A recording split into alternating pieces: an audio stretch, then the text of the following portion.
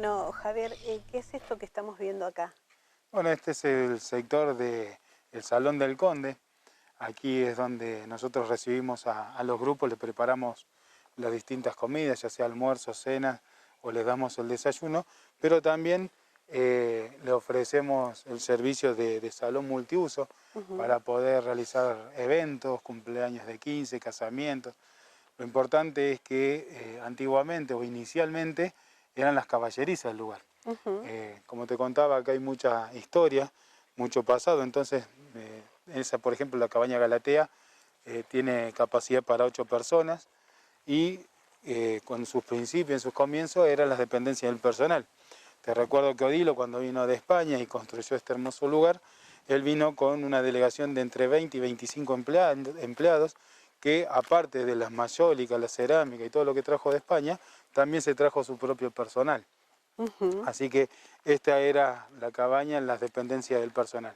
Y si bien estos sitios están remodelados, guardan algunas características que las hacen como antiguas, ¿no? No está hecho ultramoderno, No, digamos. seguro, o sea, Tienen algunos detalles que hace que uno se remonte a esa época, ¿no? exactamente, todo el lugar está remodelado y reacondicionado en determinados sectores para que justamente poder brindarle la comodidad que nuestros visitantes necesitan, pero manteniendo siempre la originalidad y como eran en sus comienzos, como los construyó Dilo Esteve. Por ejemplo, ahora vamos a ver, girando acá hacia la calle, vamos a ver el molino.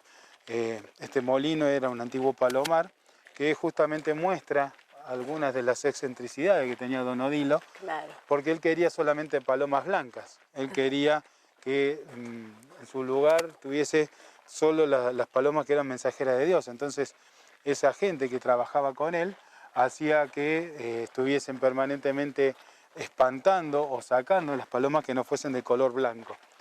También podés apreciar que tenemos el tallado de lo que sería la piedra, el granito, donde podés apreciar el Quijote, Sancho Panza y Rocinante inclinado sobre la piedra.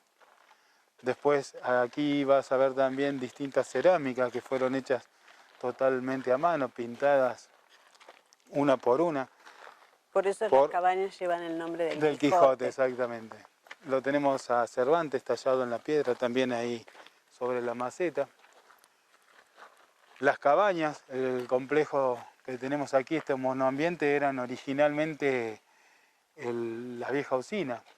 Era una de las pocas propiedades que contaban con energía propia. Entonces, la gente que venía a visitar justamente Villa Firma tenía la posibilidad de contar con energía eléctrica. Ahora vamos a pasar por este balconcito que da justamente al castillo, desde donde se puede apreciar el altar de la patria, que lo construye el poeta Sebastián Alejandro, justamente para homenajear a esos héroes desconocidos que tuvieron alguna relación con nuestra patria.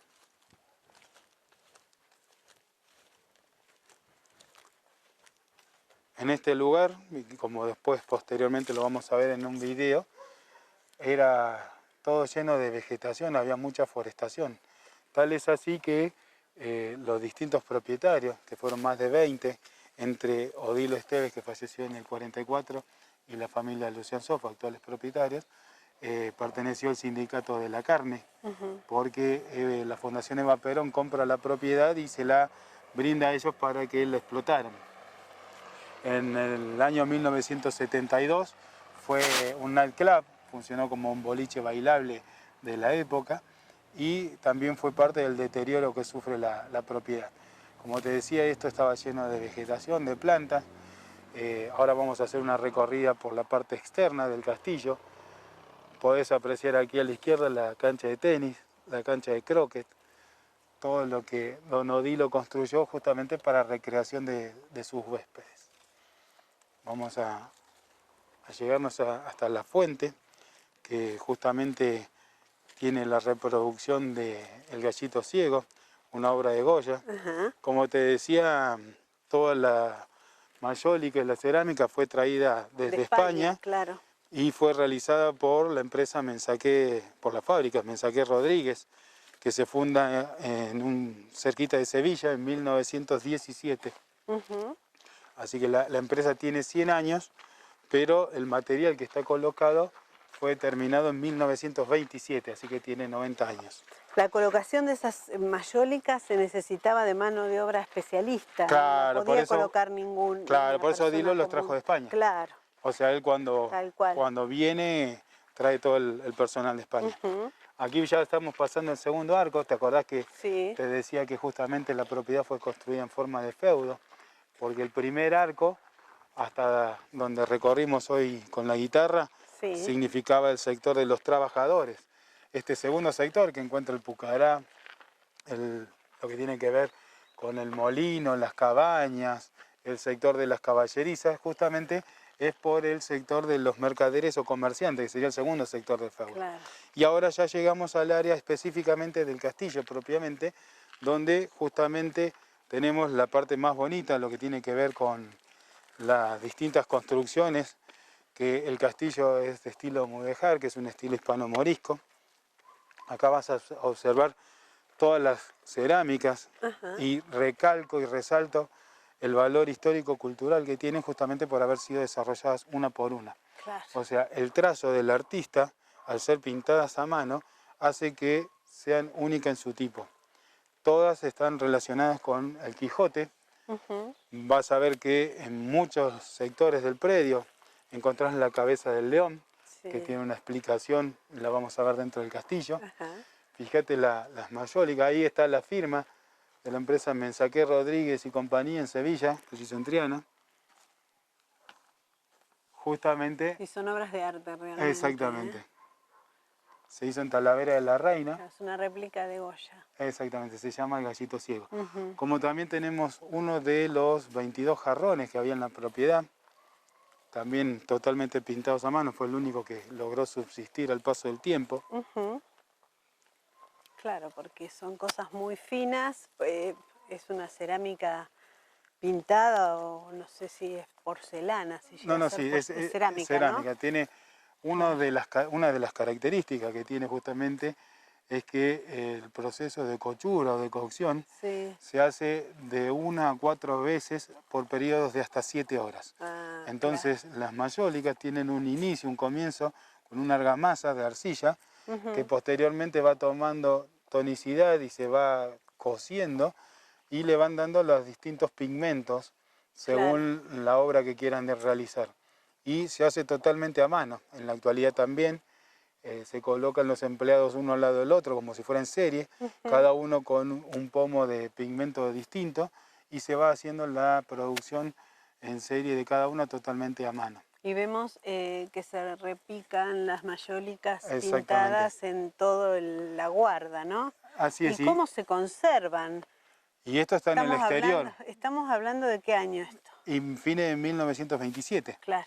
Así que tienen aproximadamente 90 años. Sí, y en el interior del castillo vas a ver qué bonito y cómo se mantiene también, le da un color dorado. Es una mayólica que justamente la pigmentación es un secreto familiar de la familia Mensaqué, pero que logramos conocer parte de ese secreto sabiendo que le colocaron cobre y bronce en los pigmentos, por eso vas a notar en la junta un color verdoso que le da cierta tonalidad y hace que cuando en el atardecer le pega el sol de lleno al jardín de invierno, que es el ingreso del castillo, vas a ver cómo tiene distintos colores, distintos brillos.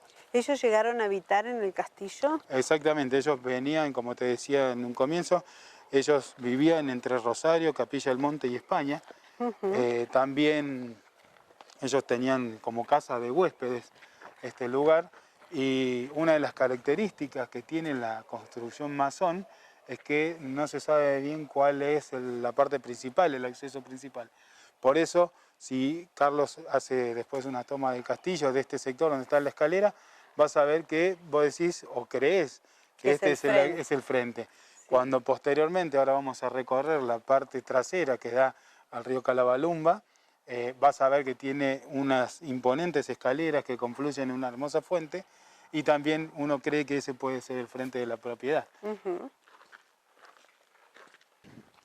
Firma era ultracatólica Ajá. y Odilo pertenecía a la masonería. Entonces, cuando vos ingresás a la propiedad de este sector vas a ver que hay una mayólica que dice Ave María y hace referencia a la protección que Firma pedía justamente por la parte del catolicismo.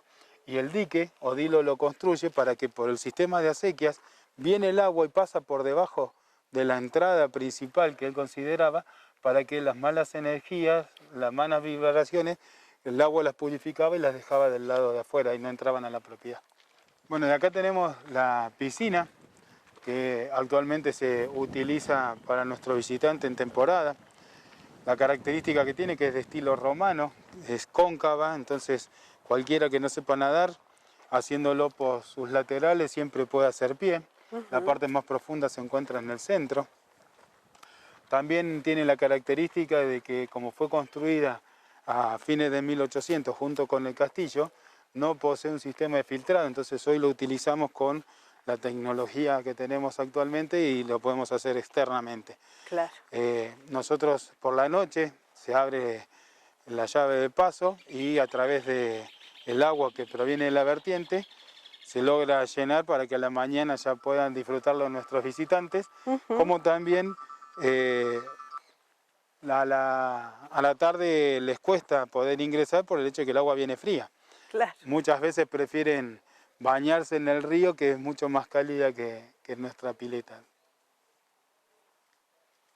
Sí, realmente, digamos, la disposición y la forma se nota que es una pileta antigua, porque ya no se hacen más con este sistema cóncavo. No, y ya te digo, la gente puede disfrutar aún no sabiendo nadar por el hecho de que incluso, Claro. fíjate que tiene barrales para Claro. poder agarrarse y la profundidad la tiene solo en el sector Del medio. medio, claro. Después contamos con distintos asadores para que también puedan disfrutar de un día al aire libre. Todos aquellos que nos visitan pueden venir a pasar el día. No solamente pueden hospedarse, sino pueden venir a pasar el día. Exactamente, Pueblo Encanto es un parque temático donde nosotros le damos toda la información que estamos charlando, que le estamos comentando a ustedes, y pueden venir a la mañana, pasar el día, quedarse hasta la noche y recorrer el predio. Bueno, acá vemos una fuente con características muy específicas. Así es, vos sabés que esta era la bajada principal al río. Cuando Odilo construye la propiedad, ellos venían y justamente, un poco lo que te decía al principio, el 11 tiene mucho que ver y vas a ver que tienen los escalones, son 11 escalones. Aquí hay 7 cabezas de león en esta columna, en esta fuente, y la bajada principal al río era por este portoncito. Así que tiene mucho que ver y ya les voy a contar en el interior del castillo lo que se refiere a la cabeza del león o el significado que tiene la cabeza del león. Podrás observar que ahí en esa fuente también hay otra cabeza más. Ese es el patio andaluz. Vamos a estar... Esta era una fuente de agua también, ¿no? Exactamente, esta fuente es la fuente principal. Ajá. La propiedad cuenta con más de 18 fuentes en todos sus espacios, las cuales se proveían de agua desde el río. Lamentablemente el municipio hace unos 40 años colocó las cloacas, los caños de cloacas, y no se pudo tomar más agua del río, la cual era de vuelta, o sea, a través de una circulación, el agua se tomaba del río y volvía al río, y se utilizaba para poder usar las fuentes. A raíz de esta circunstancia, no se pudo utilizar más, y entonces las fuentes quedaron en desuso. ¿Cómo se nota la diferencia en cuanto a la decoración, a los lugares que no tenían acceso la clase trabajadora, ¿no? ¿Cómo se nota la diferencia de castas en este caso, ¿no? Porque acá vemos, esto era bien de ellos y estaba hecho con todos los lujos y toda la finura que tiene esto, ¿no? Así es, mira, te cuento una característica mientras vamos ingresando. Acá este puente que nosotros vamos a recorrer tiene su historia. ¿Por qué? Porque lo podía utilizar solamente la condesa, de la cual ya conoceremos la historia en unos instantes. Estaba muy enamorado de la condesa, ¿no? Sí. Porque le ponía todo. Y justamente podía ser utilizado por ellos sus amigos. Si te fijas, allá debajo de aquel árbol hay un puentecito con troncos o similando troncos Sí. con el cemento. Ese era el espacio que utilizaba o el puente por el cual pasaba la servidumbre. Claro. Y la condesa con sus amistades solamente se sentaban en este banco, que tiene aproximadamente unos 20-25 metros, para que poder charlar y disfrutar de la tarde. Este es el patio de la condesa justamente.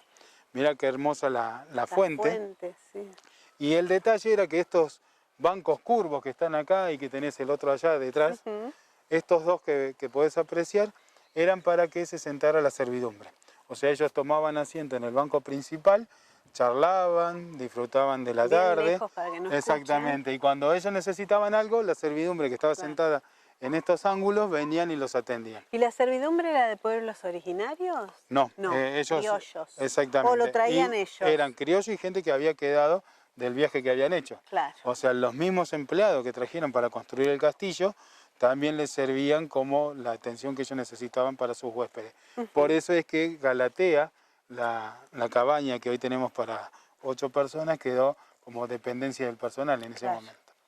Ahora, mirá qué hermoso que tiene la representación de esta cerámica y ya después los invito a pasar al interior del castillo para conocer un poquito la historia de los Esteves. Está todo original, lamentablemente con el paso del tiempo. Sí, pero se conserva de una manera impresionante, ¿eh? Esos detalles que tiene la gente a veces no valora y vos sabés que hemos encontrado chicos que estaban con un palito tratando de sacarlo. Claro. Bueno, por desconocimiento del valor real que tiene, ¿no? Seguro.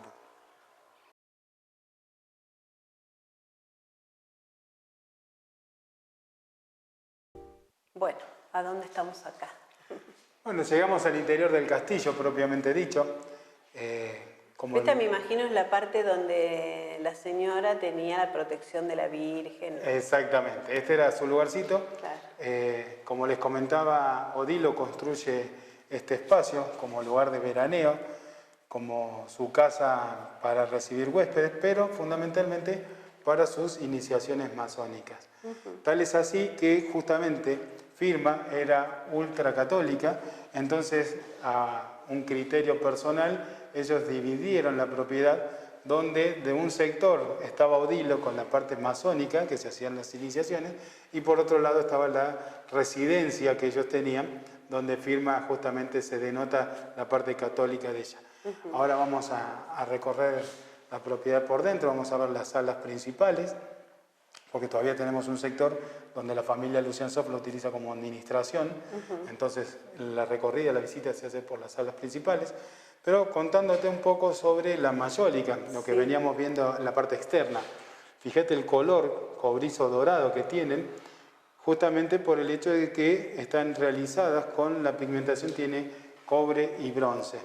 Si le pasás la mano vas a ver las distintas rugosidades que tiene y justamente cada pigmento está realizado con una cochura especial, con una cocción especial para ir tomando los distintos colores y el esmaltado que tiene. Y capta la luz del sol que lo hace... Y que refleja y lo hace, exactamente. ¿Y las piedras son piedras del lugar? No, son piedras que fueron traídas de otros lugares, pero que tienen que ver con la energización del lugar.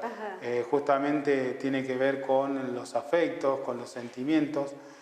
Vas a ver distintos cuarzos, los cuarzos sí son de acá. También tenés rosa del desierto.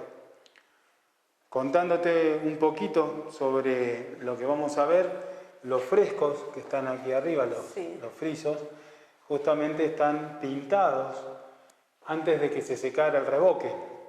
Por eso tienen esa característica.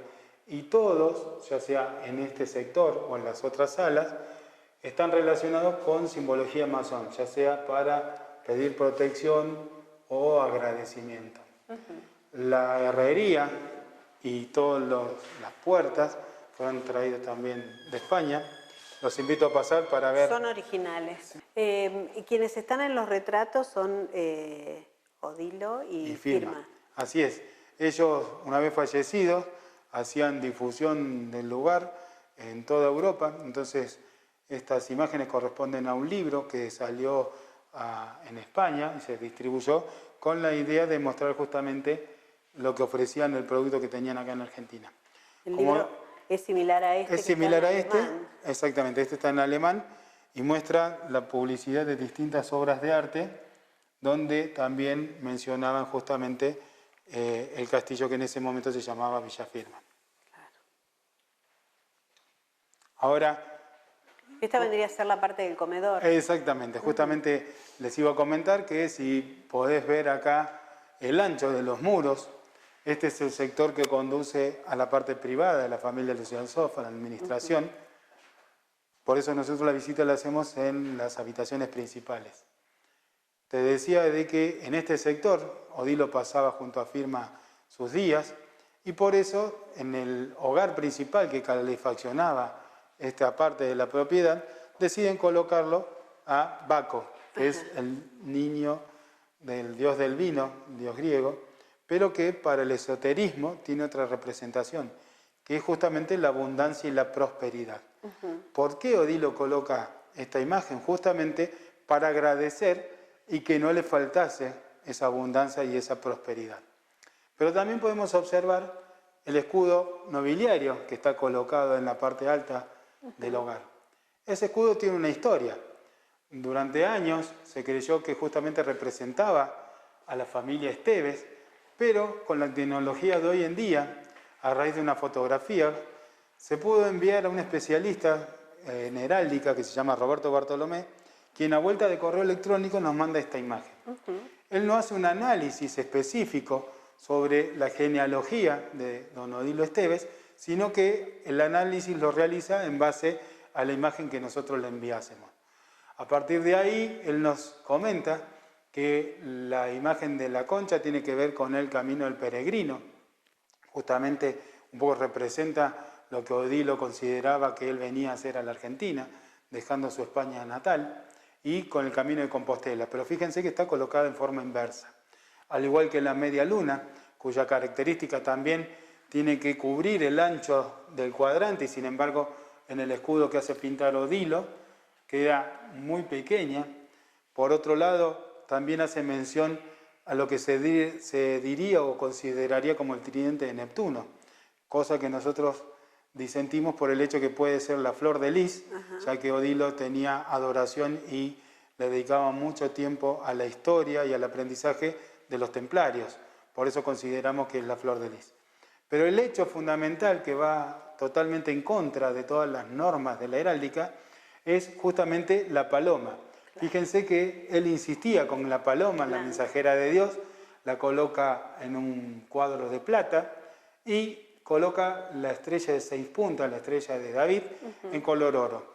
Entonces, al mezclar los dos metales, es lo que no se permite en heráldica.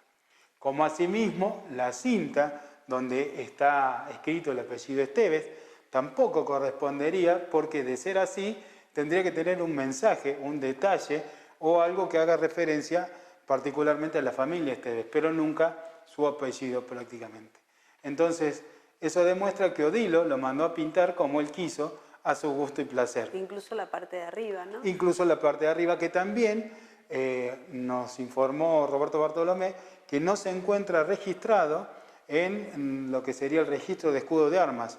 Hay una especie de notariado, de escribanía, donde consta en España cada uno de los escudos de armas de las distintas familias. Entonces, al no estar registrado y estar pintado con distintas características, nos hace pensar que Odilo fue un poco caprichoso y egocéntrico en el momento de desarrollarlo. Acá vamos a ver el isotipo, lo que tiene que ver con justamente la yerbatera paraguaya, su emprendimiento familiar, quien le da la posibilidad de amasar esa fortuna y poder construir este castillo que estamos recorriendo.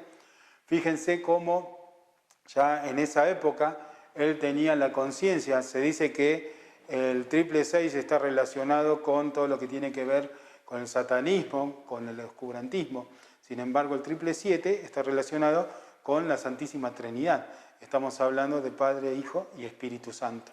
Ustedes pueden observar que en el logo tiene un 7 invertido, acá tiene otros 7 más, y la sumatoria del 4 y 3 forman los 3 7 que tendría justamente la característica de su logo. Pero no obstante eso, él ya en la década del 30 hablaba sobre la meditación. Y si miramos un poquitito este símbolo, este logo, vamos a ver que tiene cierta similitud con el logo del OM, que es el que se utiliza en yoga o cuando hacemos meditaciones. Acuérdense que yo les contaba que las cabañas que utilizamos hoy en día eran la usina, una de las primeras propiedades con energía eléctrica. Entonces, para musicalizar sus eventos sociales, estos son discos de pasta originales, anteriores al vinilo. Si yo levanto el brazo, mágicamente comienza a rodar el plato y van a escuchar Olas del Danubio.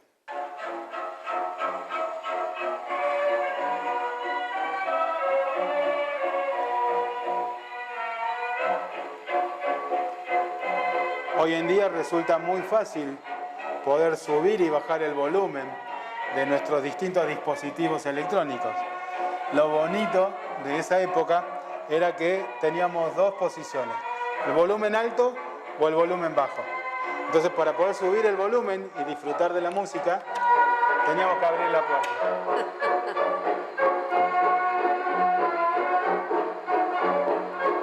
La misma acústica del equipo hacía que sonase mucho más fuerte.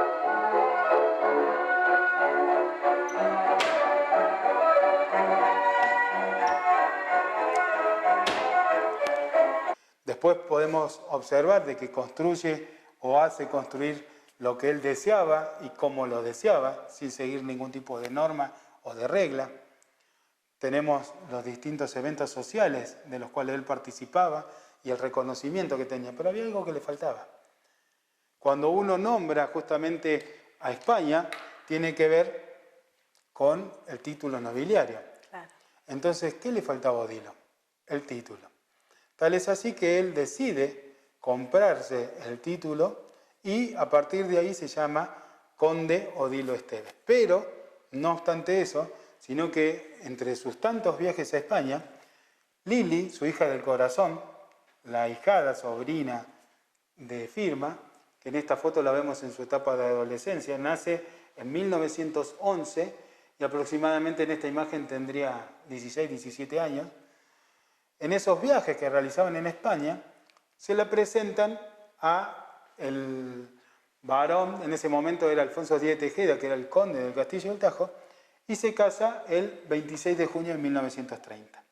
O sea, Lili Arijón contrae nupcias con don Alfonso Díez de Tejeda, conde del Castillo del Tajo, y así lo reflejaba en el diario ABC, que en la actualidad sigue existiendo, uno de los más importantes de España, El Imparcial, y se casan en el Hotel Ritz, que es el más importante de Europa en todo ese momento. Por eso el escudo de armas del solar de Belcera, que era utilizado por los condes del Castillo del Tajo, y esta imagen que fue tomada un poco antes de su fallecimiento. Lili falleció en 1988, en la edad de 77 años, y esa foto fue tomada en su propiedad, lo que es llamado el Monte de la Condesa, hoy utilizado por lo que es el Sindicato de Petroleros, llamado Complejo Turístico el 44. ¿Por qué el 44? Porque ella firmaba Lili, entonces al firmar la L y la I, entonces formaba Li, y quedó el 44. Esa foto tenía 73 años, cosa que nadie le da esa edad en ese momento.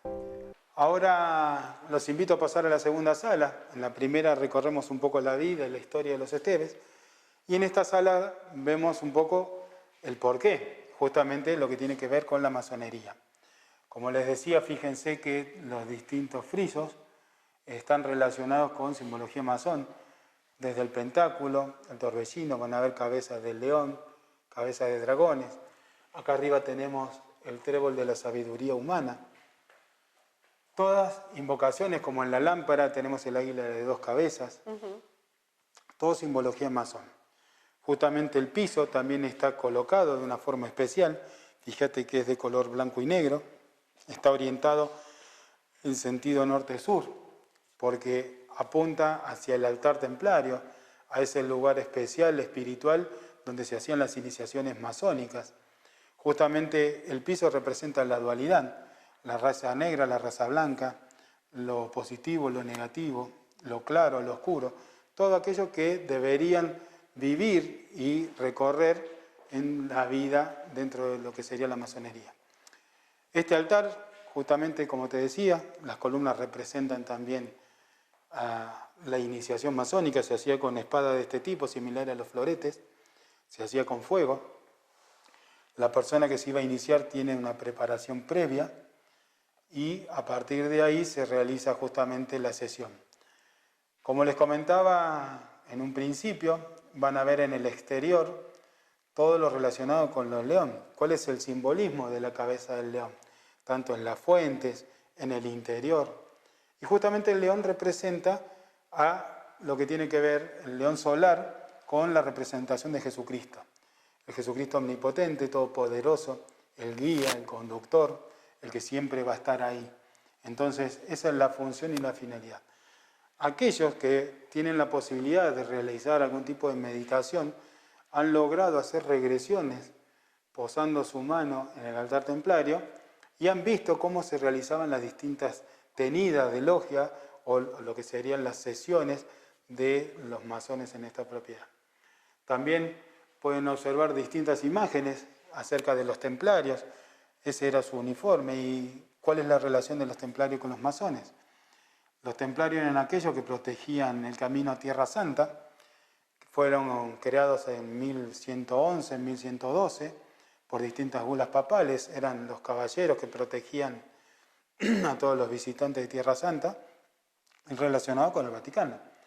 Pero el Papa Clemente V los manda a perseguir diciendo que habían cometido distintas herejías y llegan a Escocia.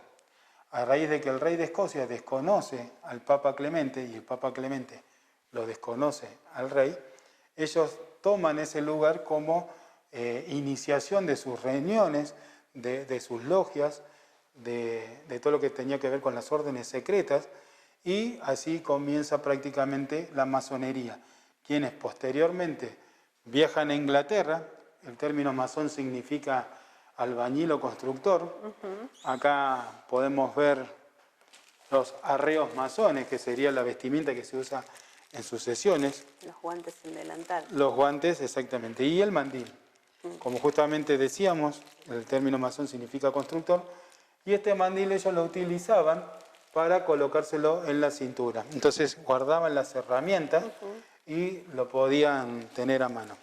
Acá ustedes pueden observar, este mandil corresponde justamente a un masón de tercer grado, de tercer orden. Tienen hasta grado 33, que es el grado más importante en la edad de Cristo. Desde el 30 al 33 son los que pueden armar logias o fundar, digamos, distintas órdenes. Si yo lo tapo esto, van a tener cierta similitud con la actualidad. ¿Qué les parece que ves acá, tapando esta parte? Un sobre. Muy bien. ¿Y el sobre a qué se asimila en la actualidad? ¿No parece el sobre de Gmail? Sí. Justamente porque hay una tendencia que tanto los triángulos de Play Store como el lisólogo de Gmail tienen que ver porque Google pertenecería a la masonería. Nosotros hemos tenido un masón muy representativo e importante en la historia argentina, como lo fue el general José de San Martín. El general San Martín, en 1810, cuando comienza la Revolución de Mayo, se encontraba trabajando en el ejército español. Tal es así que en 1812, cuando él decide volver, que vuelve en el buque junto a Pueyrredón y a Carlos de Alvear, ellos venían formando lo que era la Logia Lautaro. Claro, Que es un desprendimiento. Exactamente, que era el poder detrás del poder, y venían con la idea de libertar América. Tal es así que se reúnen cuando llegan con distintos personajes, también distintos generales, como O'Higgins en Chile, Bolívar también, y empiezan a trabajar lo que sería la parte libertadora de América. Si bien él no se llevaba bien con Alvear, pero bueno, le dieron esa simbología. Por otro lado, bueno, hay fehacientemente no se ha determinado, pero hay registros históricos que tuvimos una incursión templaria. Se realizó en el sur de Argentina, es una incursión precolombina, donde justamente habrían ingresado por el sector del Bañero y las Grutas, llegando hasta las tierras de Viaraba, aquí en Argentina. Históricamente se dice, y está establecido en los libros de historia en la provincia de Córdoba, la tierra de Villaraba era Capilla del Monte, justamente lo que hoy es Capilla a los pies del Uritorco. Por eso vinieron distintos historiadores buscando el Santo Grial, porque los templarios eran los custodios del Santo Grial, con distintas aceptaciones, que puede ser, justamente como lo dice la película El Código da Vinci, relacionado con María Magdalena, puede ser una hija de Jesucristo que haya tenido con María Magdalena Jesús, o la más reconocida, que es el Santo Grial, que puede ser ese cáliz que utiliza Jesucristo en la Última Cena. En esa búsqueda de otras potestades que tenían los templarios, de otros elementos que ellos tenían en custodia, es que empiezan a venir distintos historiadores a buscar la historia y a recrear todo lo que tenían los pueblos originarios. Cristóbal Coglanis estaba en la India, recibe un mensaje diciendo que él tenía que buscar o encontrar el bastón de mando como chingón. Tal es así que lo encuentra, se lo da al profesor Terrera, y nosotros hicimos una réplica, que es la que tenemos aquí, de las cuales hay otra más que está rota, así que sería la tercera pieza. Está hecho en basalto campana, perdón. El basalto es un mineral muy duro con el cual se hicieron las primeras herramientas, es de origen volcánico. Si se lo expone a temperatura alta, justamente vuelve a su estado líquido. Fíjate cómo suena, como si fuese metal, y podés observar el filo que tiene. Era muy difícil conseguir una piedra de similitudes y características al bastón de mando, por eso Marcelo Luciansov, cuando lo consigue, Carlos lo hace tallar y es una réplica exacta en cuanto a peso y semejanza. Después tenemos esta obra que pertenece a Thomas John Baker, quien nació en 1815 y falleció en 1882. Está realizada con la técnica del grabado. Lamentablemente la propiedad sufre un robo de distintas obras de arte. Se disponía de Soldi, Quinquela Martín, había otras pinturas. Y bueno, cuando la gente retira esto, se rompe y quedó en ese estado. La particularidad que tiene que la técnica del grabado se hace sobre una chapa, donde el artista va golpeando esa chapa, lo hace en forma inversa para colocar la tinta y luego hacer la impresión. Esta es la segunda de 8, o sea, la primera queda en poder del artista para corregir imperfecciones, notar impurezas, así que es la primera que saldría en la exposición. Y hay 8 en todo el mundo. Por eso también reflejamos en este recorte que la Galería Christie de Londres, la famosa rematadora de obras de arte y galería, el 18 de diciembre de 1996 saca un folleto promocionando la venta de un grabado similar a este, que sería posterior al que tenemos aquí. Ahora los invito a pasar al sector que en lo personal digo tiene más intervención firma que Odilo. ¿Por qué? Porque en este sector Odilo hacía las tenidas de logia, y en cambio acá ya podemos ver que la guarda es distinta. Van a observar que la guarda se asemeja muchísimo a lo que tenía que ver con la escama. O sea, había una malla de cota que se llamaba, que protegía a los templarios, y que la primera fue justamente la malla de escama y posteriormente la malla de anillo.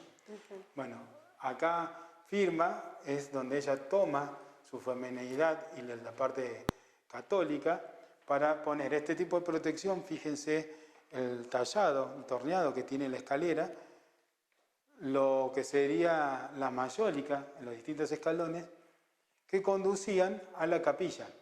En la parte alta, donde finaliza esta escalera, acá tenía Firma su capilla, su oratorio.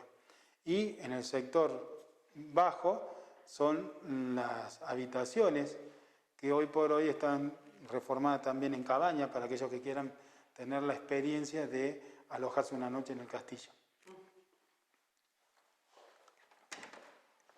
Esta era la habitación de Firma y Odilo, la cual posteriormente se transforma en el escritorio del poeta. Ahí tenemos una imagen de Sebastián Alejandro. una fotografía. Podemos ver el afiche original de cuando se hizo la guitarra, el evento, el 8º Festival de Folclore Argentino Español. Por eso se construye la guitarra en el predio. La visita de una delegación china que venía a hacer inversiones a Buenos Aires y Sebastián Alejandro gentilmente los invitó a recorrer su propiedad. Acá tenemos sus credenciales, porque él era, después de ser sindicalista, tenía un programa de radio y televisión, lo que le otorga a uno de los primeros Martín Fierro. El programa se llamaba Guitarreando. Él compone la letra de la samba, el canto argentino y Canto y Dolor, que es un tango. Allí van a ver una nota original de la Casa del Rey, donde se lo había invitado a asistir y que gentilmente contestan que por diversos motivos no pueden asistir. En las fotografías que observamos en su escritorio pueden ver a Andrea del Boca, José María Muñoz, Antonio Carrizo, Jorge Porcel, Gerardo Sofovich, Juan Carlos Altavista, con Sandro, aquí está Horacio Guaraní, Sergio Velasco Ferrero, Cacho Fontada, todas personalidades de la época con quien él tenía o mantenía una relación justamente cultural. Lo más importante de esta sala, en cuanto a reliquia histórica, es esta obra que se llama La Patria con Trenzas. Es una obra que se manda a realizar por pedido de Presidencia de la Nación.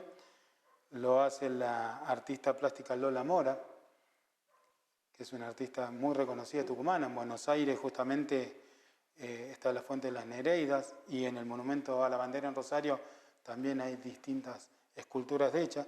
Está hecho en mármol de Carrara y cuando se saca remate tenemos la posibilidad de que Sebastián Alejandro la adquiere para su propiedad. Una belleza. Después tenemos una carta original del general Juan Domingo Perón, dirigida en su época de sindicalista. Tenemos una vitrola también original de época, fíjate lo hermoso que es este pie, cómo está pintada la cerámica.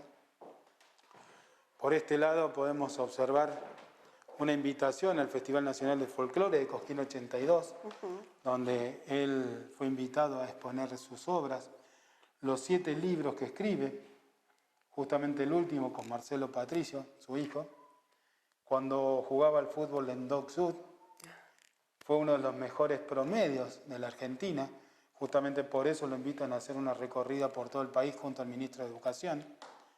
Los libros que le entregara su padrino Gregorio Álvarez, fundador de la Universidad del Comahue en el sur.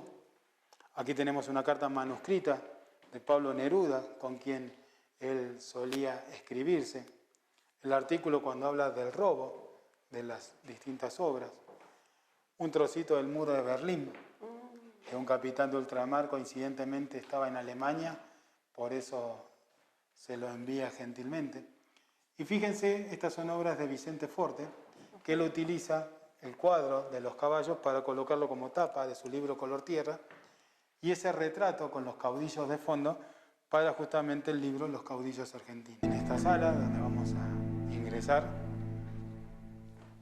hemos colocado lo que tiene que ver con la yerbatera, básicamente. Pero en este sector, en este rinconcito, don Enrique Muñoz, un actor capillense, que es este que está acá, lo podemos ver en varias películas argentinas, le obsequia a Sebastián Alejandro estos regalos, estos presentes que le habían hecho con distintas firmas de gente de la localidad, como reconocimiento al gran actor argentino, y justamente también le da el afiche promocionando la Guerra Gaucha, fotos de lo que era el backstage o el detrás de escena, y el poncho que utiliza don Enrique Muñoz en la película. Por este lado van a ver las latitas, mirá, son originales de 1930, la distinta colección de mates que tenía el poeta y la latita de mantecol original, porque hoy los chicos lo ven en el envase plástico, pero venía en lata. Exactamente. Acá tenemos la reproducción de cómo era envasada la yerba 43. primer producto de Odilo Esteves, la promoción, la publicidad que él utilizaba, tanto para la yerba 43, que era su caballito de batalla, como la llama, tamanduá, pampa y el mirlo. Aquí lo ven a Odilo con los empleados administrativos en la puerta de la administración. Esa es, como vimos en el video, la parte frontal de uno de los depósitos que almacenaba 1000 toneladas, o sea, 1 millón de kilos de yerba. El molino, las distintas publicidades de sus marcas, pero fíjense la característica que tiene estos dos carteles. En ese momento no existía el registro de marcas y patentes. Claro. Entonces, ese cartel corresponde a Odilo y su empresa yerbatera. Y este corresponde a los cigarrillos 43. En un momento se lo asoció a Odilo con la empresa tabacalera, pero después se dio todo lo contrario y no se sabe quién tomó el icono de quién, pero sí sabemos que justamente era la igualdad de tanto los números como los colores. Y el cigarrillo, originalmente, cuando uno, no sé si recordás el famoso juego 1, 2, 3, cigarrillo 43 y te tenía que quedar como estatua, pasa a ser 4370, que es una marca más reconocida y más actual, justamente cuando le colocan el 70% de tabaco negro y un 30% de tabaco rubio. Y lo hacen tostado. Competían con cigarrillo negro como los imparciales o como los particulares 30. Entonces, para distinguirse justamente de sus colegas, de la gente que también hacía el mismo producto, un producto similar, ellos deciden tostarlo y agregarle el 30% de tabaco rubio. Entonces generan ese tabaco más suave y ahí comienza la venta del 4370. Acá podemos apreciar justamente todas las cerámicas y los mosaicos que están relacionados justamente con simbología masón. Pueden observar que están las mayólicas pintadas a mano, lo que yo te comentaba hoy, por el hecho de que acá le falta el azul, como podrás ver. Claro. Es que tiene blanco y azul, y en esta justamente se olvidaron el trazo azul. El trazo azul. Por otro lado, fíjate cómo tiene distintas formas, y acá se olvidaron nuevamente el azul. O sea, eso te da la pauta que cada una fue pintada total y absolutamente a mano, y si le pasás, así vas a sentir cómo tiene el relieve cada una hecha. Claro. Y es distinto. Y es distinto, exactamente. Sí. Después tenemos distintas obras de Goya, justamente todas relacionadas con Sevilla, con el sistema de 3D. Fíjate que acá, por ejemplo, tenemos el balcón. Qué belleza. Tenemos la iglesia, ¿ves? Y en el fondo el pueblo. Es impresionante. De este lado podemos ver cuando el Quijote prepara su partida, que es la obra justamente donde Odilo firma junto a Lili y sus amigas, se sacan la fotografía. Nota el detalle que parecería como que estuviese descascarándose y sin embargo es el efecto de la cerámica. Claro. Vos le pasás la mano y no se está descascarando, sino es el trabajo que tiene la cerámica para demostrar como que la calle. Exactamente. Claro.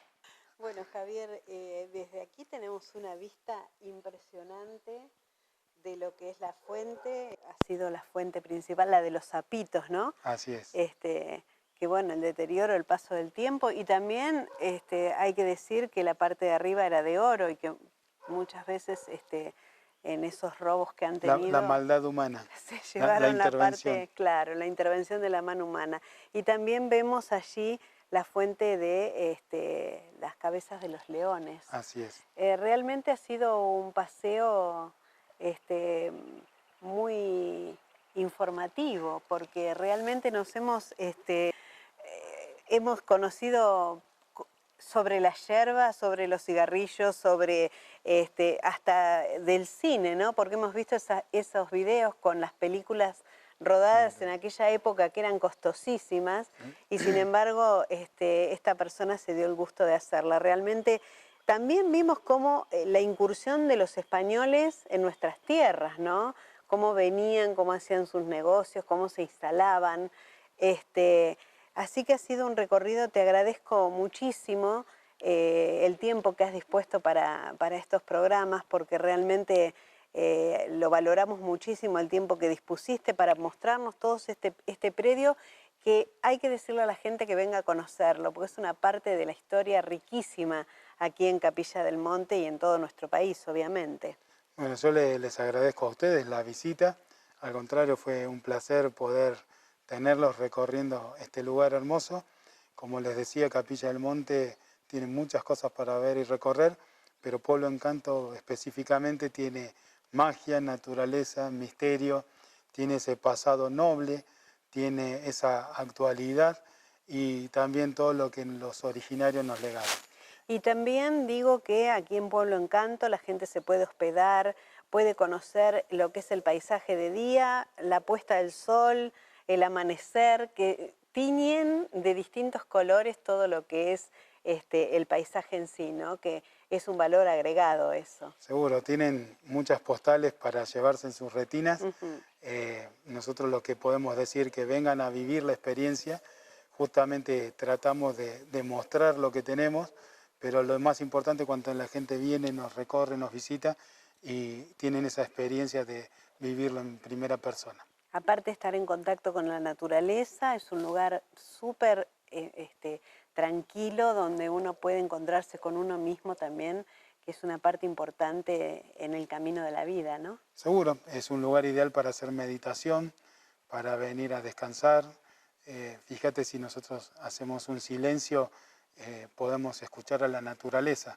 Tenemos a unos 20 metros el río Calabalumba, cosa que la gente puede disfrutar también en temporada.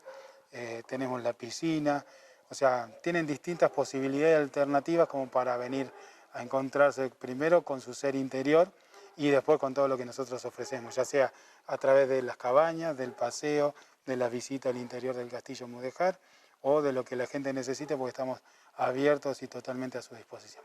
Muchísimas gracias, Javier. No, gracias a ustedes y un saludo grande y los esperamos cuando gusten nuevamente. Gracias.